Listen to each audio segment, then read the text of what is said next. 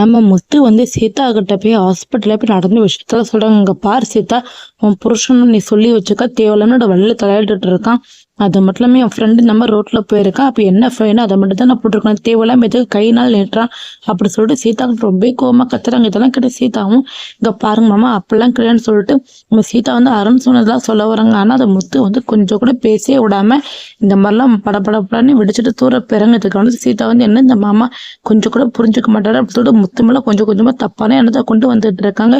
கரெக்டா அதே மாதிரி நம்ம அந்த இடத்துக்கு அருணை வந்து என்ன அவன் ஏதோ கோவத்துல போற மாதிரி இருக்கு உங்க மாமா, அது மட்டும் இல்லாம இந்த மாதிரி தப்பு தப்பாட சொல்லியிருப்பாங்களே அப்படி சொல்லிட்டு ரொம்ப கோவமா சொல்றதுக்குன்னு சீதா வந்து அப்படிலாம் ஒண்ணுங்க சமாளிச்சுட்டு வீட்டுக்கு போறாங்க. வீட்டுக்கு போனோம்னா அந்த இடத்துக்கு நம்ம சீதா வந்து முத்துவோட ஃப்ரெண்டை போய் பாக்குறாங்க. பார்த்துட்டு செம்ம கோவத்துல போய் வீட்டுல உட்காந்துருக்காங்க. ஏன்னா நம்ம முத்துவோட ஃப்ரெண்டு வந்து நடந்த விஷயத்த எல்லாமே நம்ம சீதா கிட்ட சொல்லியிருப்பாங்க. இதெல்லாம் கிட்ட சீதா செம்ம கோவத்துல உட்காந்துருக்காங்க. அப்போ நீங்க தான் போய் சொல்லியிருக்கீங்களா அப்படி சொல்லிட்டு அருணை வந்தோடனே கேட்கணும்னு சொல்லிட்டு காத்துக்கிட்டு இருக்காங்க. அதே மாதிரி அருணை வீட்டுக்கு வந்தோடனே இணங்க நடக்குங்க.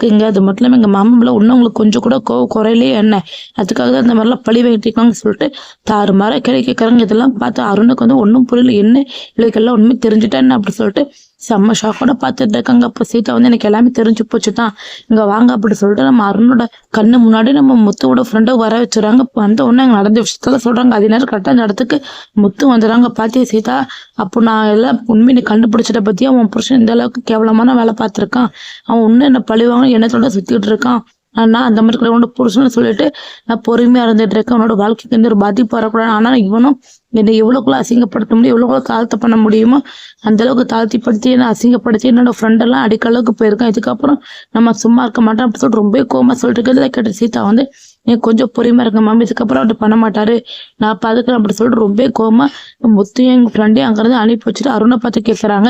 இங்க பாருங்க அருண், நீங்க கஷ்டப்படலாம் ஓகே தான், இதுக்கப்புறம் இந்த மாதிரி நடந்துக்காதீங்க, எங்க மாமா எங்களுக்கு எல்லாமே முக்கியம், அது மட்டும் இல்லாம எங்க மாமா தான் எங்களுக்கு எல்லாமே, அவர் இந்த மாதிரிலாம் பண்றது என்ன நீங்க அவமானப்படுத்தின மாதிரி எனக்கு தோணுது, இதுக்கப்புறம் இந்த மாதிரி நீங்க பண்ணீங்கன்னா உங்களோட வாழ்க்கையில இருந்து நான் மொத்தமா வெளியே போயிடுவேன், அதுக்கப்புறம் சீதாங்கிற ஒரு பக்கமே உங்க வாழ்க்கையில இருக்காது அப்படி சொல்லிட்டு ரொம்ப கோமா சொல்றாங்க. இதெல்லாம் கேட்டோன்னு அருணுக்கு செம்மக்கம் வந்து இதெல்லாம் முன்னாலதான்டா, அது மட்டும் சீதா வேண்டது பிரிக்கிறதுக்கு நல்லா திட்டம் போடு, இனிமேதான் என்னோட ஆட்டத்தை நீ பார்க்க போற அப்படி சொல்லிட்டு அருண் வேற லெவல்ல பேசிட்டு இருக்காங்க.